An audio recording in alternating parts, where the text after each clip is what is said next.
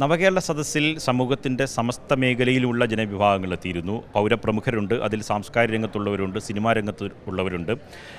അതിൽ പങ്കെടുത്തവരെല്ലാം മുഖ്യമന്ത്രിയുമായി നവീന ആശയങ്ങൾ പങ്കുവച്ചു. മുഖ്യമന്ത്രി അതിന് മറുപടിയും പറഞ്ഞു. ഇപ്പോൾ തലസ്ഥാനത്ത് തന്നെ ഉള്ള പ്രിയപ്പെട്ട കേരളത്തിൻ്റെ ചലച്ചിത്ര നടൻ കൂടിയായ പ്രേംകുമാർ ചലച്ചിത്ര അക്കാദമിയുടെ വൈസ് ചെയർമാനാണ്. അങ്ങനെ ഒരു വലിയ ഉത്തരവാദിത്വം കൂടി വഹിക്കുന്ന ഒരാളാണ് അദ്ദേഹം. സ്വാഭാവികമായും പല നിർദ്ദേശങ്ങൾ ഇവിടെ കേട്ടയാളാണ്, നിർദ്ദേശങ്ങൾ വച്ചയാളാണ്. ഈ നവീന ആശയത്തെ മന്ത്രിസഭയാകെ മുഖ്യമന്ത്രി മന്ത്രിമാരും ജനങ്ങളിലേക്ക് സമ്പൂർണ്ണ ക്യാബിനറ്റ് എത്തുകയാണ്. രാവിലെ പൗരപ്രമുഖരുടെ യോഗം ചേരുന്നു. അവിടെ നിർദ്ദേശങ്ങൾ കേൾക്കുന്നു, മുഖ്യമന്ത്രി സശ്രദ്ധം കേൾക്കുന്നു, കുറിച്ചെടുക്കുന്നു, അതിന് മറുപടി പറയുന്നു. തുടർന്ന് അത്തരം കാര്യങ്ങളിൽ പരിഹാരമുണ്ടാകുന്ന നിർദ്ദേശങ്ങൾ മുന്നോട്ട് വയ്ക്കുന്നു. ഇങ്ങനെയാണ് ഈ നവീന ആശയത്തെ നടനെന്ന നിലയിൽ ചലച്ചിത്ര അക്കാദമിയുടെ വൈസ് ചെയർമാൻ എന്ന നിലയിൽ നോക്കിക്കാണുന്നത്. അല്ല, നടൻ ചലച്ചിത്ര അക്കാദമി അതവിടെ നിൽക്കട്ടെ. ഞാൻ ഒരു പൗരൻ എന്ന നിലയിൽ വളരെ അഭിമാനത്തോടു കൂടി കാണുകയാണ് നവകേരള സദസ്സ്. ഞാനത് വേറെ ഒന്ന് രണ്ട് മാധ്യമങ്ങളോട് പറയുകയും ചെയ്തു. ഇത് ജനാധിപത്യത്തിൽ തന്നെ ഒരു സമാനതകളില്ലാത്ത ഒരു വലിയ മാതൃകയായിട്ട് മാറുകയാണ്. ലോകത്തിങ്ങനെ ഒരു ജനാധിപത്യ മാതൃക മുമ്പുണ്ടായിട്ടുണ്ടോ?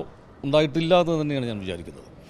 ജനാധിപത്യത്തിൽ ജനങ്ങൾ തിരഞ്ഞെടുക്കുന്ന ഭരണാധികാരികൾ, പക്ഷെ അവിടെയും ജനങ്ങൾ തന്നെയാണ് ഏറ്റവും പരമാധികാരികൾ എന്ന് തിരിച്ചറിഞ്ഞുകൊണ്ട് ഒരു ഭരണകൂടം ഒന്നാകെ മുഖ്യമന്ത്രിയും മറ്റു മന്ത്രിമാരും എല്ലാം ചേർന്ന് ഭരണ സംവിധാനം മുഴുവൻ തങ്ങളെ തിരഞ്ഞെടുത്ത ജനങ്ങളുടെ സമീപത്തേക്ക് അങ്ങോട്ട് ചെല്ലുകയാണ്. സർക്കാർ കഴിഞ്ഞ കാലങ്ങളിൽ നടത്തിയ പ്രവർത്തനങ്ങൾ, സർക്കാരിൻ്റെ വികസന നേട്ടങ്ങൾ, സർക്കാരിൻ്റെ ഭാവി കേരളത്തെക്കുറിച്ചുള്ള സങ്കല്പങ്ങൾ, സർക്കാർ നേരിടുന്ന ചില പ്രതിസന്ധികൾ കൂടിയുണ്ട്. അത് പലതരത്തിലുള്ള സാമ്പത്തികമായിട്ടുള്ള ബുദ്ധിമുട്ടുകളൊക്കെ, ഇത്തരം കാര്യങ്ങൾ സമൂഹവുമായിട്ട് തുറന്ന് സംവദിക്കുകയും ഓരോ ഇടങ്ങളിലും ചെന്നിട്ട് അവിടെ ആ പ്രദേശത്തിൻ്റെ ഉൾത്തുടുപ്പുകൾ അറിയുന്ന ജനങ്ങളുമായിട്ട് ആശയവിനിമയം നടത്തുമ്പോൾ ആ പ്രദേശത്തിൻ്റെ പ്രശ്നങ്ങൾ നേരിട്ട് മനസ്സിലാക്കുന്നു, ആ പ്രദേശത്തിൻ്റെ ഭാവിയിലെ വികസന സാധ്യതകളെക്കുറിച്ച് അറിയുന്നു. ഇവിടെ ഒരു വലിയൊരു കാര്യം എനിക്ക് പറയാനുള്ളത്, നമ്മുടെ മുമ്പ് കേരളം ഭരിച്ചിരുന്ന ഭരണാധികാരികൾ തങ്ങൾ ഭരിക്കുന്ന തങ്ങളുടെ ഭരണത്തിന് കീഴിലുള്ള ആ ഒരു പ്രദേശം, കേരളമെന്ന് പറയുന്ന പ്രദേശത്തിൻ്റെ എല്ലാ ഇടവും കണ്ടിട്ടുണ്ടോ എന്ന് സംശയമുണ്ട്. പക്ഷേ ഇവിടെ ഇപ്പോൾ ഈ ഒരു മുഖ്യമന്ത്രിയും സർക്കാരും ഈ 140 നിയോജക മണ്ഡലങ്ങളിലും നേരിട്ടെത്തുകയാണ്. അതായത് കേരളത്തെ സമഗ്രമായി കാണുന്നു, ആ കേരളത്തിൻ്റെ പ്രശ്നങ്ങൾ സമഗ്രമായി അറിയുന്നു. അതിലൂടെ ഒരു ഭാവി കേരളത്തെക്കുറിച്ചുള്ള ഒരു കാഴ്ചപ്പാട്, വ്യക്തമായ ഒരു രൂപരേഖ തയ്യാറാക്കപ്പെടുകയാണ്. ഇതൊരു ഭരണ സംവിധാനമൊക്കെ ഉണർന്ന് പ്രവർത്തിച്ചുകൊണ്ട് ജനങ്ങൾക്ക് മുഴുവൻ ഒരു വല്ലാത്ത ഊർജം പകർന്നുകൊണ്ട് ഒരു സർക്കാർ സംവിധാനം, സർക്കാർ കൂടെയുണ്ട്, ഒപ്പമുണ്ട് എന്ന് ജനങ്ങളുടെ അടുത്ത് ചെന്ന് അവർ നേരിട്ട് ബോധ്യപ്പെടുത്തുകയാണ്. അതാണ് ഞാൻ ആദ്യം പറഞ്ഞത്, ഇതൊരു സമാനതകളില്ലാത്ത ഒരു മാതൃകയായിട്ട് മാറുന്നു.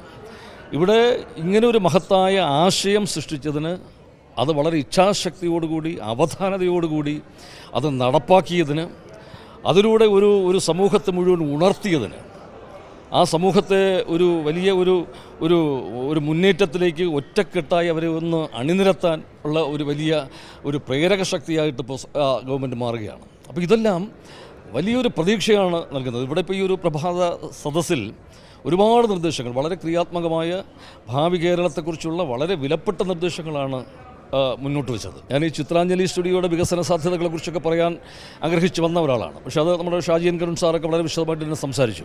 പക്ഷേ ഒരു തിരുവനന്തപുരത്തുകാരൻ എന്നുള്ള നിലയിൽ ഞാൻ വെച്ച ഒരു നിർദ്ദേശം, നമ്മുടെ അന്താരാഷ്ട്ര തുറമുഖം വിഴിഞ്ഞത്തൊക്കെ വളരെ ശ്ലാഘനീയമായി തന്നെ വളരെ ഇച്ഛാശക്തിയോടുകൂടി സർക്കാർ അത് യാഥാർത്ഥ്യമാക്കി. ആ സർക്കാരിന് ഇവിടെ ഒരു കാലത്ത് കേരളത്തിൻ്റെ കോവളം മുതൽ അങ്ങേ അറ്റം വരെയുള്ള ഒരു ജലപാത, ദേശീയ ജലപാതയുണ്ടായിരുന്നു. അപ്പോൾ അത് വീണ്ടും ഈ പാർവതി പുത്തനാറിൻ്റെയൊക്കെ ഒരു നവീകരണത്തിലൂടെ അങ്ങനെ ഒരു ജലപാത വീണ്ടും യാഥാർത്ഥ്യമാക്കിയാൽ അത് കേരളത്തിൻ്റെ ഒരു വലിയ വികസനത്തിന്, കേരളത്തിൻ്റെ മുഴുവനുമുള്ള ഒരു വലിയ വികസനത്തിന്, ഒരുപക്ഷേ ഈ സിംഗപ്പൂർ പോലെയോ അല്ലെങ്കിൽ അതിനും അപ്പുറമോ ഒക്കെയുള്ള ഒരു വലിയ വികസന സാധ്യത ടൂറിസം മേഖലയിലൊക്കെ, കാരണം കേരളത്തിൻ്റെ ഒരു തീരം മുഴുവൻ ഇങ്ങനെ ഉള്ളൊരു വലിയ ഒരു ജലപാത അത് നമുക്ക് യാഥാർത്ഥ്യമാക്കിയാൽ കേരളമെന്ന് പറയുന്നത് ഈ ഒരു ദൈവത്തിൻ്റെ സ്വന്തം നാട്, അത് ഏറ്റവും വലിയൊരു വികസനത്തിൻ്റെ ഒരു വലിയ കുതിപ്പായിട്ട് കൂടി അത് മാറും. അങ്ങനെ ഒരു നിർദ്ദേശം കൂടി ഇതിൽ വയ്ക്കുകയുണ്ടായി. അത് മുഖ്യമന്ത്രി അത് സശ്രദ്ധം അത് കേട്ടു. തീർച്ചയായിട്ടും അത്തരം കാര്യങ്ങളിലൊക്കെ വലിയൊരു പ്രതീക്ഷാനിർഭരമായ നടപടി ഉണ്ടാകും എന്ന് തന്നെയാണ് പ്രതീക്ഷിക്കുന്നത്. Thank you sir.